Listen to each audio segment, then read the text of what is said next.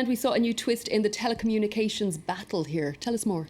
Well, the mobile operator Bouygues Telecom is trying to buy out its rival SFR. This weekend, Bouygues agreed to sell its own mobile network, but only on the condition that it's successful in its takeover bid. It's part of an effort to ease concerns among consumer watchdogs. Calvin Ng has the details. It took Bouygues Telecom 20 years to build a network of 15,000 mobile phone towers across France.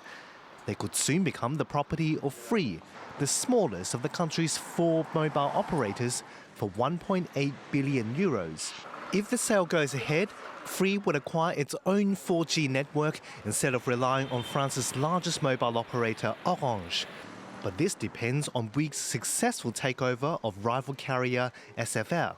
Bouygues is offering to sell its antennas to satisfy competition regulators while earning a bit of extra cash. This operation is first of all an operation to reduce costs and to increase the profitability of this new operator, to allow it to reinvest possibly in fixed-line high-speed internet infrastructure. A pair-up could create the largest mobile operator in France. Orange has 27 million customers, SFR has 21 million and Bouygues 11 million.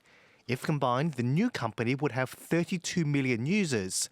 But consumer groups are worried about decreased competition. If we go to 3 operators, clearly there are concerns over the network. So we're calling for very strict controls over this merger so that competition is maintained even if we just have 3 operators. Bouygues isn't the only one eyeing SFR. It's in a bidding war with cable operator Numericable. Analysts have valued SFR at 14.5 billion euros. Now, next up, some sobering news for the world's 3rd largest economy, Kate. Yeah, Japan's deficit hit its highest level since records began back in 1985. New data put the country's deficit at 1.5 trillion yen. That's about $15 billion for the month of January. We also saw growth estimates for last year revised downwards. The economy is now thought to have grown at a rate of just 0.7% instead of a more robust 1%. Those figures are tied to the still rising costs of imported energy, made even more expensive by the weak yen and sluggish exports of Japanese goods. The national sales tax will be boosted from 5 to 8% in April, and a lot of analysts had expected consumer activity to strengthen ahead of that tax hike. We've also seen some unexpectedly weak figures out of China. The world's 2nd largest economy said that its inflation rate eased to 2% in February, down from 2.5% a month earlier. The government also said that exports tumbled 18% and imports increased 10% last month, producing a trade deficit of $23 billion for the month of February.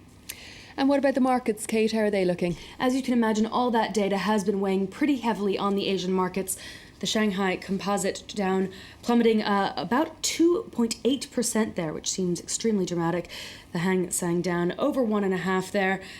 Japan's Nikkei closing down just about 1%. Also, of course, impacting the Asian markets is that search for the missing flight. Malaysia Airlines, the flight's operator, saw its shares plunging 18% to a record low as trading opened. It's recovered a little bit, but still down around 8%. The crisis is likely to complicate the carrier's hopes to return to profit by the end of the year. Let's switch gears now and talk about a new industrial revolution. Well, that's what some people are calling it anyway. They're talking about the high-tech fair, the CeBIT fair that's kicking off in the German city of Hanover. The official focus is datability, that is, the ability to use vast amounts of data quickly and responsibly. In the wake of the U.S. surveillance scandal, of course, data protection and privacy is a very important and increasingly sensitive subject in Germany. Angela Merkel and David Cameron both attended the opening. They said their countries would be teaming up to develop the next super-fast mobile network, which would be 5G. That would, in theory, allow a full-length film to be downloaded from the internet in just a second, if you can believe that. That'll change our lives, Kate.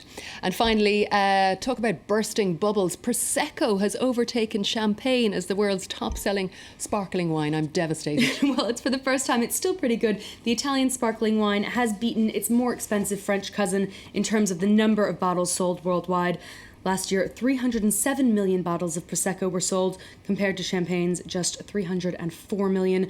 Overall, champagne sales have been losing their sparkle, falling for the 2nd year in a row, while Prosecco sales soared by 11.5% last year. Kate Moody, as ever, thank you for that roundup of the business news, and of course you're back in the next hour. It's time now for web news here on France 24, and it begins with online speculation about the missing Malaysian Airlines plane. Web users the world over have been sharing their thoughts and prayers for families of passengers aboard Malaysia Airlines flight MH370. The plane was travelling from Kuala Lumpur to Beijing on Saturday when communication was lost shortly after takeoff.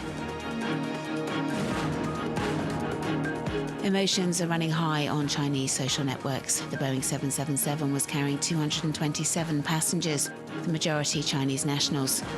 This message was widely relayed on microblogging platform Sina Weibo, with people hoping the plane would reappear on the radars and reach its final destination. Web users describing themselves as friends and family of passengers and crew have been sharing their distress.